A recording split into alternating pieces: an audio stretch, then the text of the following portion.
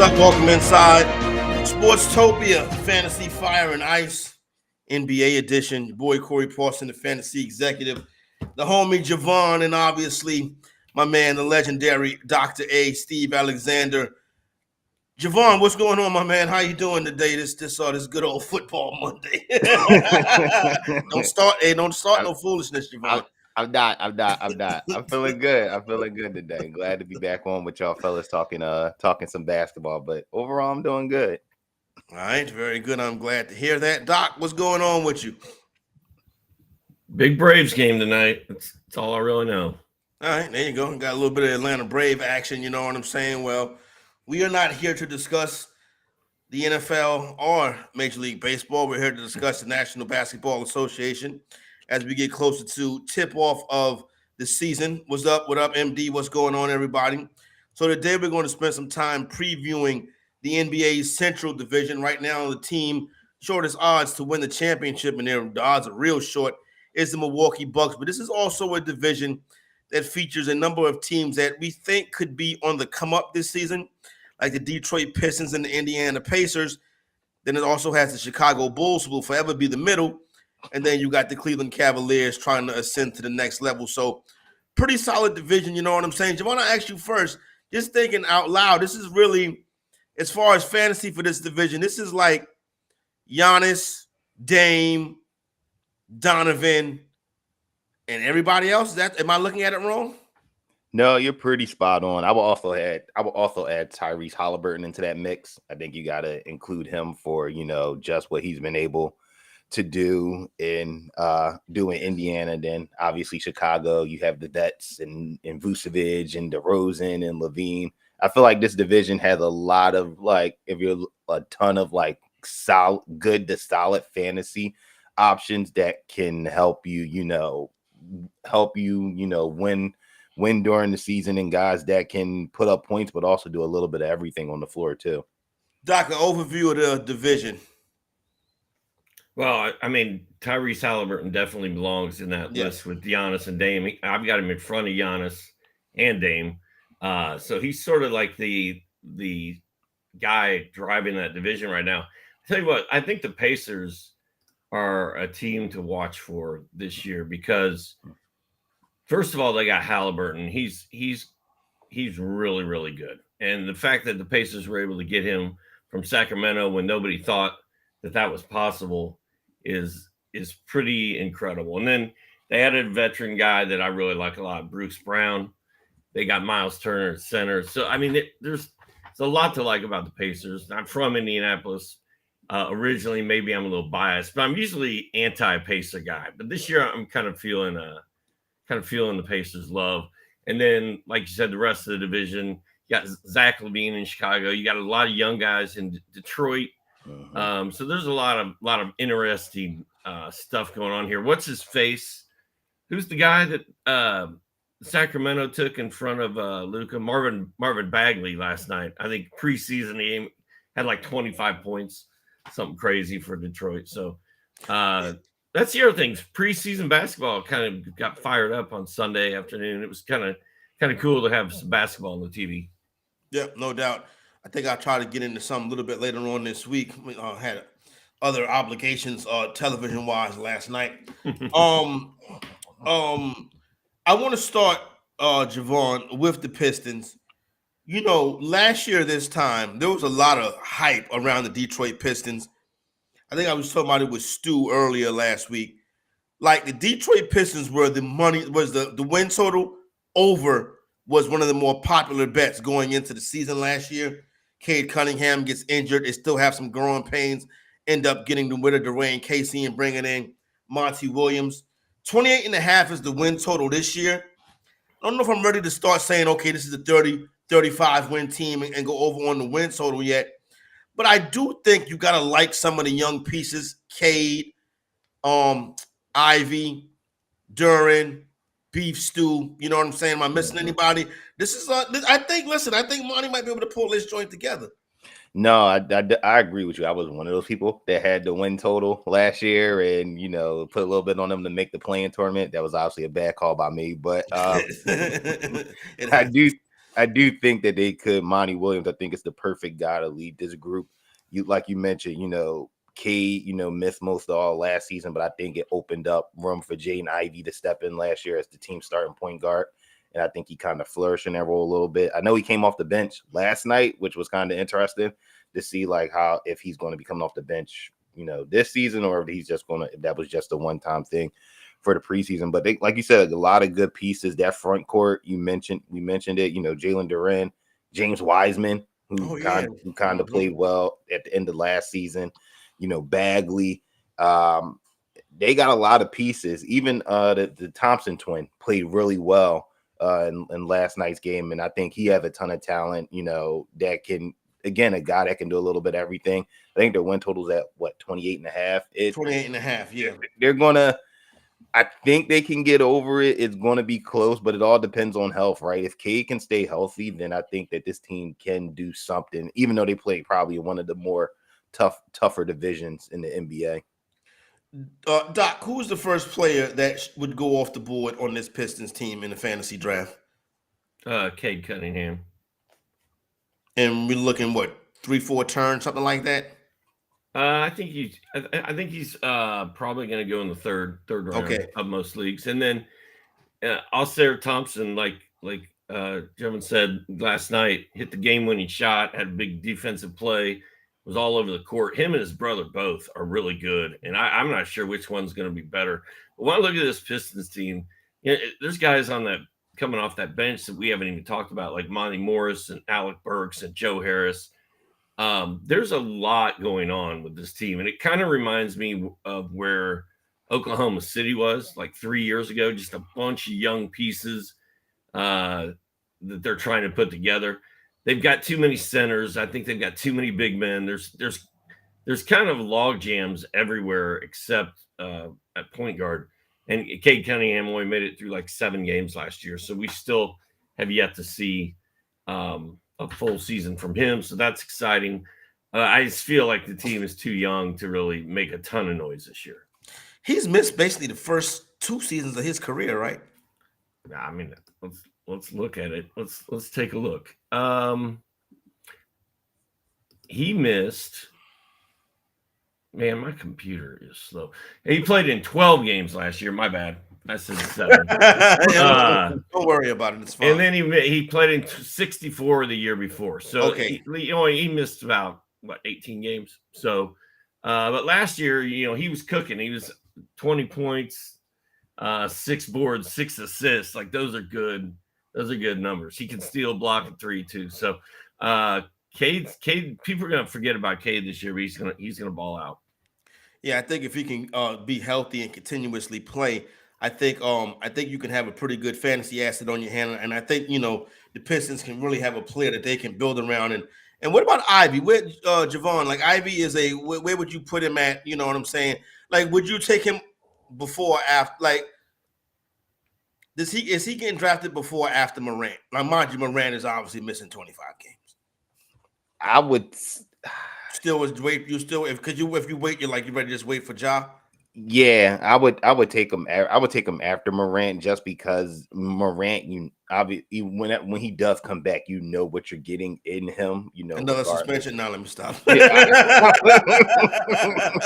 would hope not, but no, I think what you get Morant, but Ivy, I think if you could get him, in those mid to late rounds, I mean, he's a guy that could score, and I think that's going to be huge. And his assists, he had 5.2 assists last season and had almost 4 rebounds a game. So if he can duplicate that stat line this year, then I think he's going to be really good in fantasy. Go ahead. I've got Ja at 70. I got Jaden Ivey at like 120. So wow, so it's a big difference. I mean, for me it is. But I like Jaden Ivey. Man, he went to Purdue. He's a good player. Maybe I've got him too low, but I mean, I know what Ja's going to do. Like Jovan said, like when he comes back, I know he's going to blow it up. If I put him on my bench for 6 weeks and then he comes back and I got, Ja, I know what I got. So I still want Ja in front of us. No doubt. I can dig that. I think what was it called? The middle of the Eastern Conference. is where the Chicago Bulls reside, and is probably going to start sliding towards the bottom of the Eastern Conference. Jovan, I don't know how this Chicago Bulls team is built. Like when they brought in, what's my man? Who's the head coach? From Florida, Billy Donovan. Billy Donovan. When they brought in Billy Donovan and Coby White and my man with the braids, Project Pat, I'm like Lonzo Ball, and I'm like, yeah, maybe it's something in DeMar DeRozan. They were the 1 seed in the West not too long. I mean, in the East, going into the All-Star break not too long ago. And I kept saying to myself, just the loss of Lonzo Ball alone was enough to send this team into like play-in tournament, despite having DeMar DeRozan and Zach LaVine and all of these guys. Coming into the year, the win total sitting at 37.5. Is the team put together bad, Jovan? I just don't know what the Chicago Bulls are.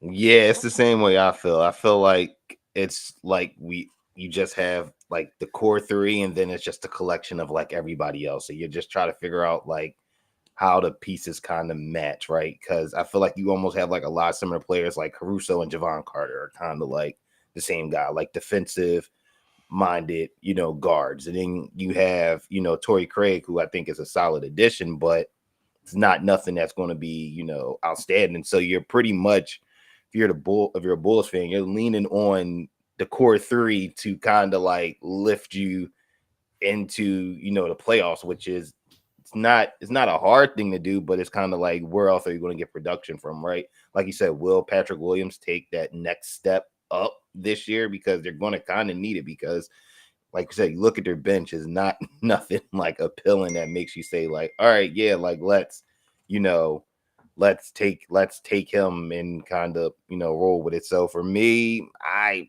don't like the Bulls this year at all. Like if they get into the play-in tournament, that'll be expected. But if they don't make the playoffs, I don't see it. It's like, Doc, with the way the roster is constructed, I'm like, is this supposed to be a good team? Or are they underachieving? Like, I'm like, okay, so this DeMar DeRozan, it's all-stars on the team, but the win total is 37. And when you look at it from fantasy, I'm like, I kind of know mid-range type dude. Like, I don't even know what they are, Doc. Well, part of the problem is Lonzo's not there. Yep. Another part of the problem is Pat Williams is not the player they thought they were getting when they drafted him. I mean, he's been on everybody's breakout sleeper list every year since he came in the league. I don't think he's ever averaged more than like 8 points. So if Pat Williams was out there balling and Lonzo Ball didn't get his knee and everything messed up by the big baller shoes, this would be a totally different team, because you'd have Lonzo and Zach in the backcourt. You have DeMar mid-range, DeRozan, and Pat Williams up front. And then you got Vooch, who's sort of like just skating out the end of his career in Lost Land in Chicago. You got a 92-year-old Andre Drummond backing him up. So there's not a lot that I love about this team. Now, Vooch will probably be solid again. Williams could surprise us. DeRozan's kind of an overrated fantasy guy just because he doesn't really shoot three-pointers. He's not a big steals guy. Although at least he hits like 1-3 a game now. It used to be 0. So baby steps for DeMar. And then Levine's very good. It's going to be interesting to see who really emerges at that point guard spot. It was Coby White yesterday who went off in the preseason. Javon Carter has been a good backup in Milwaukee. Caruso does things when he's on the court. So I think, and Ayo Dosunmu is still there too. And he was kind of hot like 2 years ago, and we kind of forgot about him. So who ends up breaking out at that point guard spot is probably the most interesting thing fantasy-wise going on in Chicago. What's up with Coby White, Jovan? I got some Coby White PSA 10s. I'll maybe be able to get $20 for them. You know what I'm saying? This is not the direction I thought the Tar Heel. He won a championship. Did he win a championship? Lost in the Final Four. I don't know. Put it like he played in the Final Four for sure. This is not the right. Like, I think I agree with Doc. I think he's a critical piece to this team. Where's he going? Again, he's more of those. He's another, late rounder type, take a flyer type of guy on. Because like we're taking the flyers on Coby White. Why is it not a legit? Oh, Coby White's a guy. Put him on your bench, and then he'll shine. It's because you don't know if he's going to have 20 points one night, and then he'll have, 5 points on 1 of 7 shooting, right? You just don't know where his offensive consistency is. But I think, like we said, for the Bulls to take that next step, right, they're going to need him to step up, because you look at that second team, it's not off the bench. It's not, the most appealing. You got Drummond, you got the second-year player now, Dalen Terry, who didn't really show much of anything, even in the summer league. And like you said, Javon Carter, he's a nice backup. You got Dosunmu. It's Coby White. Interesting, but yeah, right. White's got a hit. Yeah, he's the guy that has to be kind of almost become that sixth man for him and kind of step into that role and be that offensive punch off the bench, because they don't really have it nowhere else. And maybe this is the year, because Coby last night had 14 points, 6 boards, 6 assists, 2 steals, 2 threes. That was good. 6 to 10 shots. So, and he played 23 minutes. It's preseason. You have no idea what that translates to. It's preseason game 1. But, Coby White in a deeper league, Corey, if you're playing in a 15, 20 team league, Coby White's going to be a guy that gives you fantasy value. In a 12 team league, if he's not starting for the Bulls, he's probably not doesn't need to be on a fantasy roster. I mean, unless somebody gets hurt. Anybody here's the thing with this roster, really. Is there going to be a trade? Are we going to see Zach LaVine, DeMar DeRozan on another team come to All-Star break? Doc? That's a good question. I don't know. You know me, I'm not a big trade rumor speculation guy. I feel like we spend so much time around the trade deadline, predicting what'll happen and trying to see the future. But I think by the time the rumors get to us, they're already way down the line past that point. So I don't spend a lot of time agonizing over whether guys are going to get traded. Will the Bulls blow this thing up if it doesn't get off to a good start? I think they certainly could. I mean, I don't think there's anybody in that front office that is thinking that they could not rebuild or survive without one of those old guys, LaVine, DeRozan, or Vooch. Yep, no doubt. All right, here's this. This is one of the more intriguing teams in the Eastern Conference. Indiana Pacers, Jovan, win total sitting at 38.5.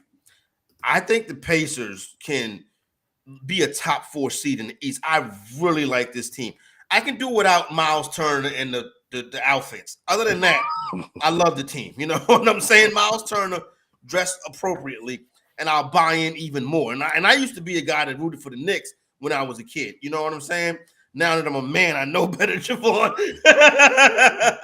But I'm feeling this Indiana Pacer. I'll take the over on the 38.5, and I'll take this to the window. The over on the 38.5. And listen, I told you that group, I think they can win their group in the in-season tournament. They're like plus 550 to win whatever group they're in. The Bucks in the group, and some top teams that probably don't care about this. But I think the Pacers, with obviously Halliburton, I think there's some pieces on the Pacers. Oh no, the Pacers are pretty, or I think are going to be really good. Like you mentioned, you got Halliburton, you got Mathurin, who played well off the bench last season for Rick Carlisle. Hopefully, he's a full-time starter this year, just because the guy can just light it up in a matter of minutes. Like you mentioned, they got Bruce Brown, Obi Toppin. Obi's out there now. Yeah, he's over there now. You still got Buddy Hield. They added Jarace Walker. There's a lot to like about this team. Like you said, last year, I think 40 wins in the East got you into the play-in tournament. So if you're the Pacers and you're somebody thinking about betting on Pacers win total, you just got to get the 40, right?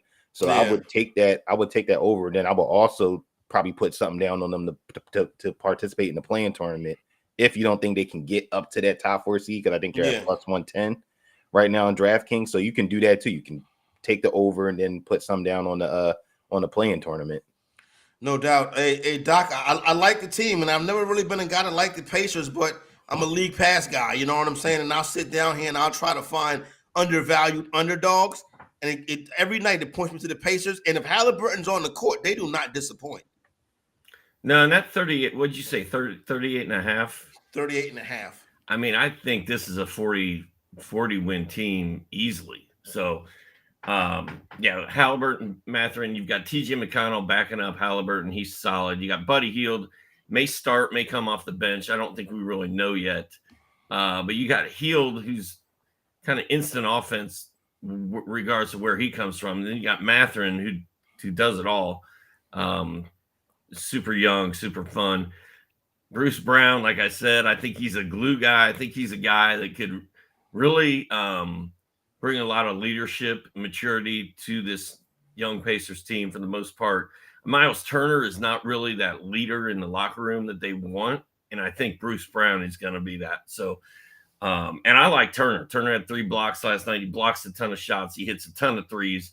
Those are good things to have from a fantasy center. So, pretty excited about this team. And then Jarris Walker coming off the bench or starting. We don't really know that either, but there's a lot of hope, a lot of promise in Indiana right now.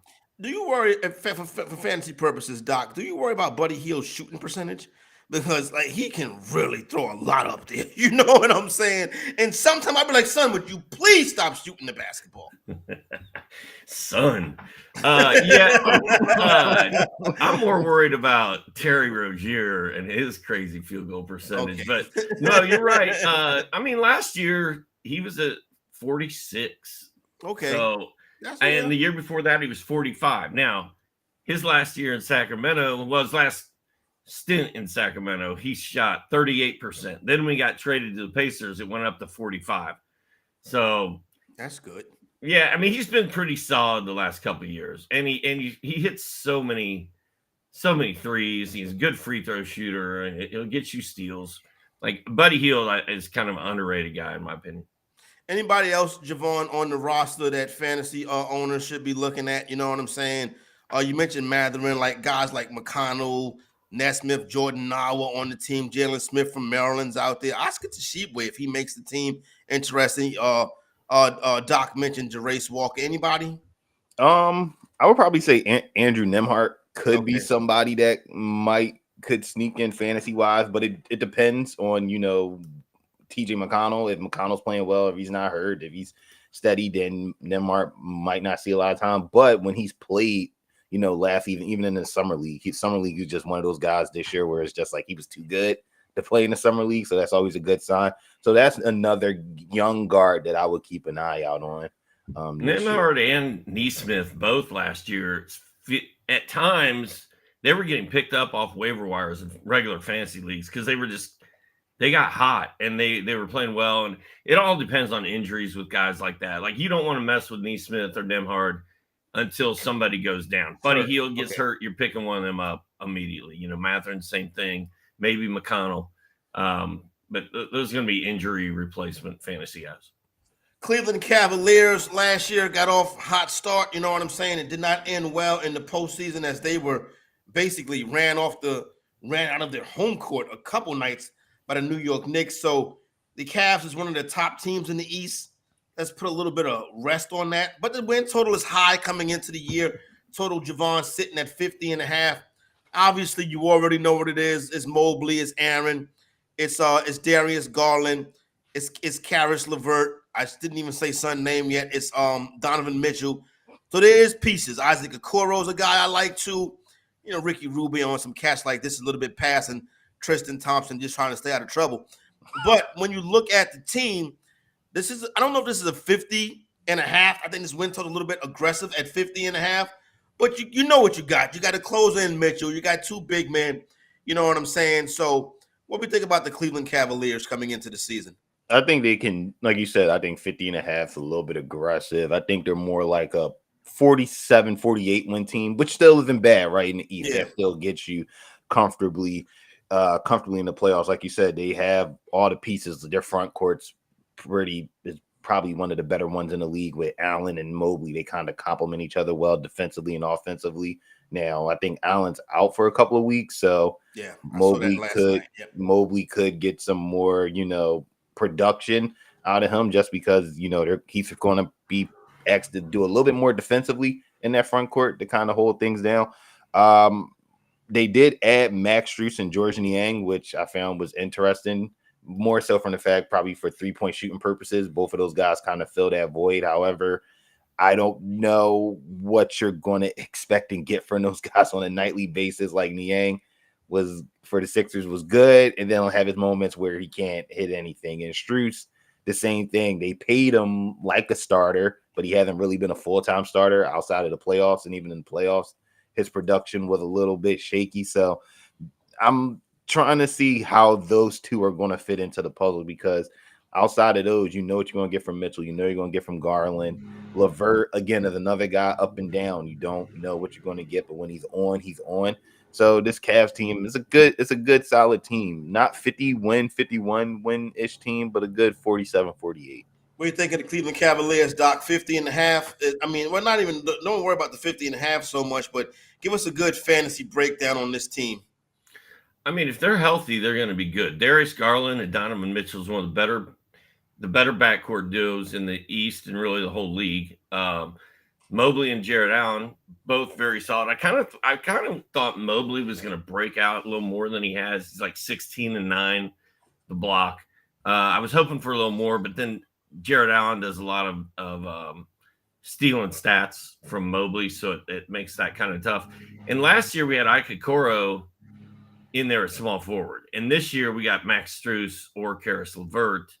I'm not sure which one of those two dudes is going to start. It's probably going to be Strus, but I like that look a lot better than Isaac Okoro. Okoro was just sort of a fantasy sponge out there. He wasn't really doing anything. And Yang, like you talked about with the Sixers, he showed a lot of promise at times and could be a very good player. But I think the guys you're drafting, obviously Donovan Mitchell first, then Darius Garland, then probably Allen and Mobley close together. And then at some point at the end, you're going to be looking at Max Strus and Karis LeVert and maybe Yang in a deeper league. But I feel like if they stay healthy, man, I think they could challenge the Pacers for that spot. All right, I guess so. Did I hear obviously a big weekend with news and football and stuff like that, but did I see where Mitchell is not going to extend? I feel like that would have been a bigger story if I did see that, but I feel like Mitchell said that he's not extending, whatever. So listen, they got to do it now because Donovan Mitchell is going to figure out a way to work himself to Madison Square Garden. So yeah, okay, all right, so yeah, okay, so yeah, nothing on that news right there, but I don't see that, but it doesn't mean it's not there. Yeah, I don't. Okay. Corey, believe it or not, I don't sit around on Saturday and Sunday and read NBA news blurbs all day long either. I like to go out and do stuff and watch football and watch playoff baseball. So I wasn't fully dialed into the off-season news cycle on Donovan Mitchell either, but I don't see it. I heard another report too. I'll mention that one after the show. I think it'd be interesting for you, Doc. But yeah, Jovan, go ahead and put a bow on the Cleveland Cavaliers for us. Are we making a mistake? Like I saw some ADP with Donovan Mitchell in the first round. I don't believe Donovan Mitchell is a first round fantasy guy, but like Doc said, the pieces are the pieces, and that's it, right? Yeah, pieces are pieces. You know what you're going to get. Mitchell is going to score you a bunch of points. He's going to, have that 50-point game, a couple of times this season. Garland's probably going to have more than enough double-doubles of points and assists. And Mobley, I think that's the guy who can continue. I think he has another level to hit in his game that I think can be, a big help to, anybody that takes him in fantasy. All right, head of the class. Minus 350 to win the division. That's a big number, but this is a big team. It's the Milwaukee Bucks. Win total sitting at 54.5. Talked about this with the win totals before. If a team can win 55 games, they don't need to win 55 games. So they could sit somebody after 51 wins or so. They could be, if they got a playoff spot already locked up, their position in their seat, and they're not going to push it to get to 55, 56 wins to cash that over. This is Giannis. Now you bring in Dame. Is Chris Middleton, but Jovan, is there anything else? For me, is Bobby Portis. I think, Portis has been solid last 2 years. He's been averaging 14-9 each year, and he shot last year 49% from the field, 37 from three.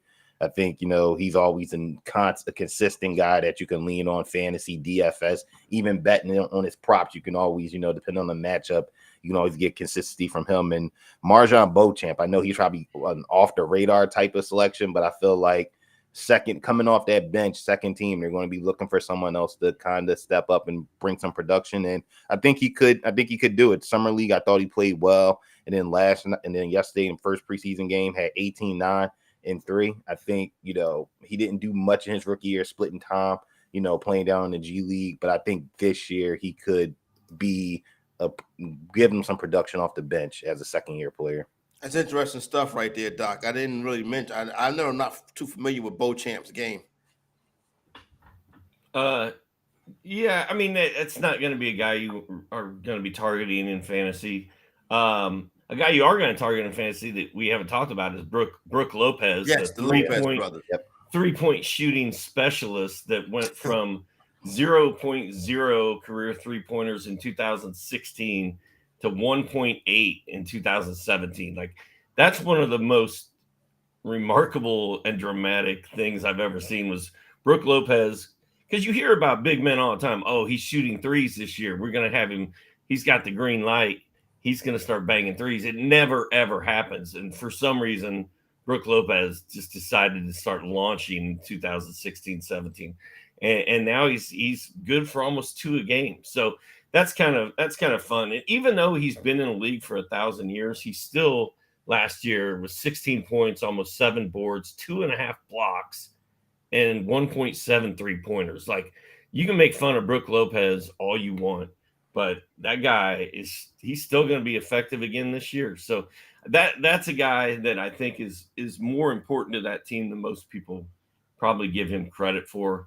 Giannis's knee is going to be what it all comes down to, and load management with Giannis. I mean, I could see the Bucks running circles around the rest of this division and the Eastern Conference and be like, you know what, we're gonna make sure Giannis is healthy for the playoffs, make sure his knee's good to go. We're gonna take it easy on him.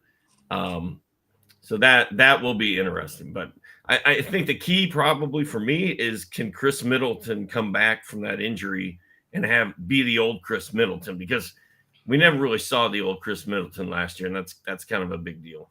Seemed like that was a problem for them going down the stretch, and at times during the season last year, Middleton was never really to get straight.